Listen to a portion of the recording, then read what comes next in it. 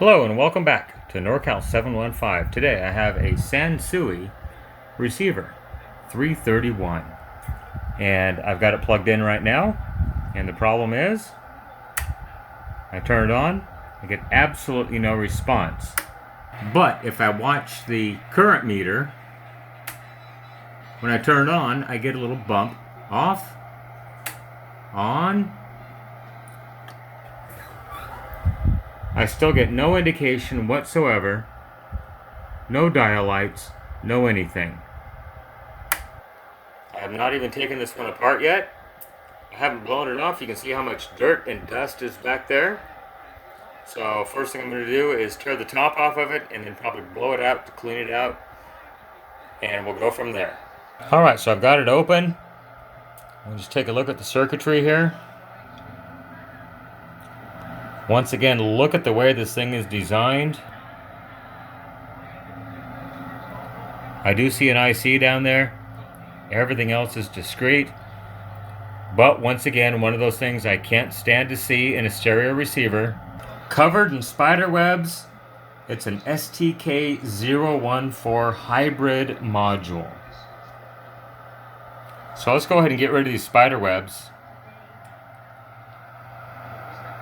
And we'll go ahead and troubleshoot this unit and see if we can find out what is going on. Alright, so I've got it all cleaned out. I'll just show you the circuit boards really quick. It appears that all of these are hand soldered. They're not wave soldered, flow soldered, anything like that. It looks like every single connection was done by hand. Can you imagine assembling these units in Japan in the 70s and soldering every single connection by hand? Just look at the way this thing is constructed. Once again, I really wish we could see a manufacturer make stuff like this today. Looking back into it, there's the hybrid power module. Look at the size of the AM ferrite rod antenna. That thing is humongous. That's back when AM stations pretty much dominated the spectrum. There weren't many FM stations when this unit was produced. So let's go ahead and do a little bit of troubleshooting. I see a fuse right there. Another one here. Another one there. We'll check those really quick and just see if any of those are open, if we can get an idea what's going on with this unit. Okay, so I've got my ohm meter on the continuity range, which will make it beep whenever I short the leads together, even briefly. So let's check the fuses. Good. Good. So the 3 fuses are good. Let me go ahead and check and see if I've got voltage up here on the dial indicator fuse lamps. And that's probably going to be AC voltage.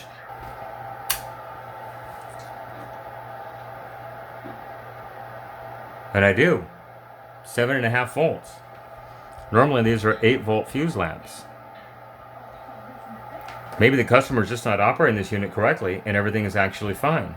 So I went ahead and connected a set of speakers to it.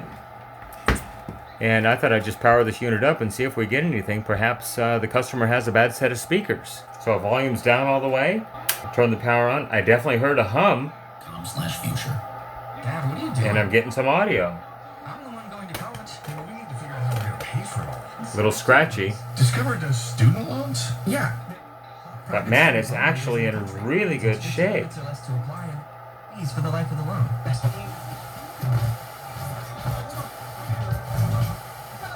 Man, it's actually working. That's awesome. The mode selector switch is very scratchy. Let's go to AM.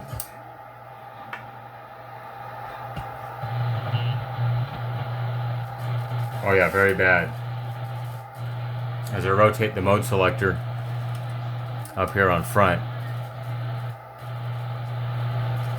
it's cutting in and out. Programs that deals with strange mysteries. Wow, but it's working. I think it just needs a couple of fuse lamps, which we'll go ahead and replace with some LEDs, so we never have that issue again. And let me go back to FM.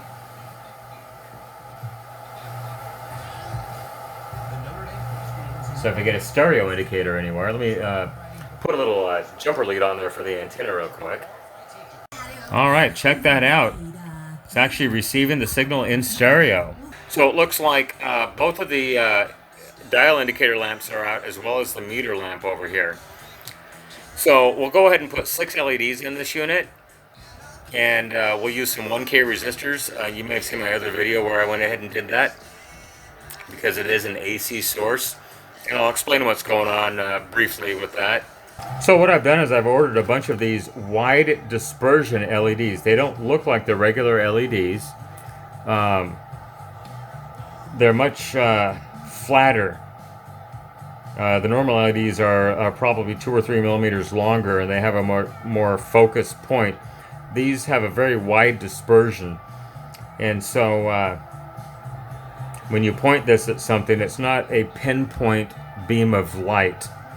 And I've been using them through the years. I've ordered a couple hundred of them to begin with. And then just my assorted drawer of 1 to 4.9K, because I have another drawer that goes 5 to 9.9K. And so all of these little bluish resistors are 1K 1000 ohm resistors. We'll be using those to drop the voltage, the LEDs.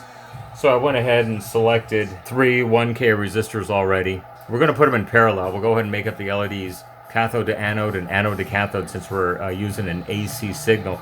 So each LED is going to display 1/2 of the waveform. So as the sine wave goes positive, one LED will illuminate, and as the sine wave goes negative, the other LED will illuminate. And I'll draw that out for you too. So what I'm going to do is I'm going to take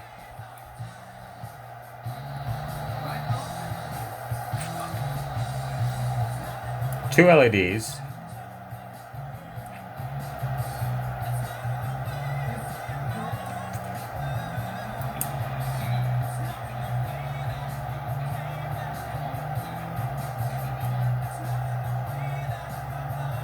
(1K) or 1000 ohms. And so if we take a look at this, let's just say this is a ground point right here, and we have our incoming AC waveform. So there's a couple sine waves. So this point is 0 volts right here. As the sine wave goes positive right here, then the current's going to flow through this resistor, and it's going to illuminate this LED on the positive portion of the waveform. Now as the waveform goes negative, it's going to flow once again through the same resistor, and it's going to illuminate this LED. So a positive here will forward bias this LED, and a negative will forward bias this LED. So I hope that all makes sense. So let's go ahead. I'm going to have to tear the front off of this unit and get the fuse lamps out of it. And we'll go ahead and make those up real quick and just tack them onto the existing fuse holder terminals. Okay, so what I've got is the cathode of this LED. This is the cathode of this one. This is the cathode of this one. I've got them anode to cathode, cathode to anode. And so I'm going to put a little tack right here and right here of solder.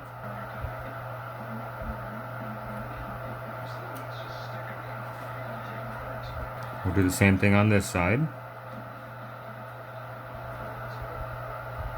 Next, I'm going to just trim these down. Trim the lead of the resistor. So I'm going to pre-tin the lead.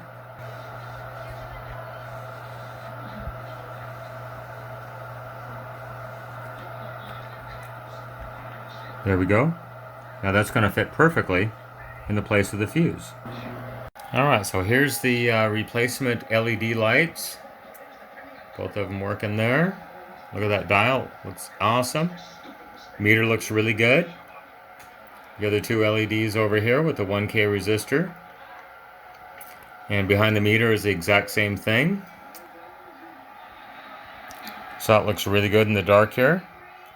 And put the front back on it and see what it looks like. Next, we'll get the Deoxidize D5 out And we'll go ahead and clean all the controls and switches. And it's just an easy matter of where the opening is. Give it a little spritz.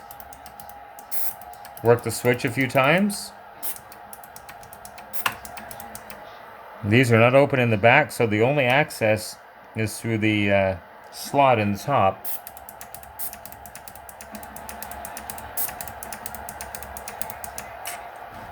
And we'll hit the mode select switch here.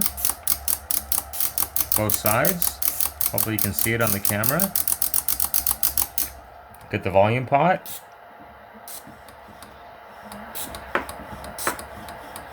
All it takes is a quick little spritz. Balance.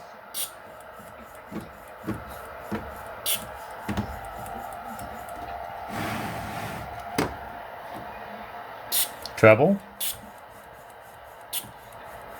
And bass.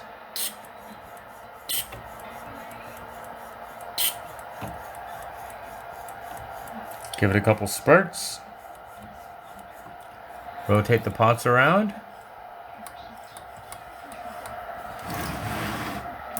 Work the switches a few times.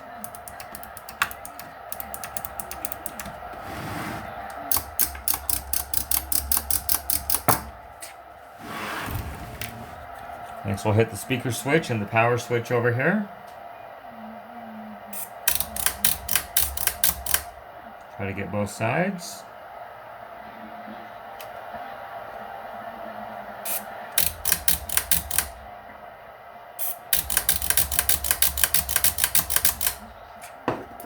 Now the power switch is the back half right here, and the speaker switch is the front part right here on this wafer board. Kind of hard to see. I try to tip it up a little bit.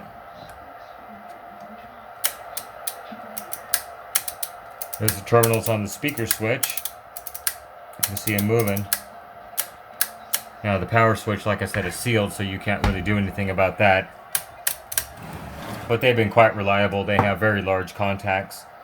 So let's go ahead and put it all back together, and we'll give it a final test. All right, there it is, all back together. Controls are cleaned. Everything's working great. All the LEDs are working now instead of the incandescent fuse lamps. I certainly hope you enjoyed this repair on the Sansui 331 stereo receiver. If this video has made a difference, please consider making a donation on my YouTube homepage with the PayPal donate button or at paypal.me/norcal715. Remember, with your help, we can keep these things out of the landfill and out of the recycle bin. Everybody have a great day. Thanks for watching. Bye-bye.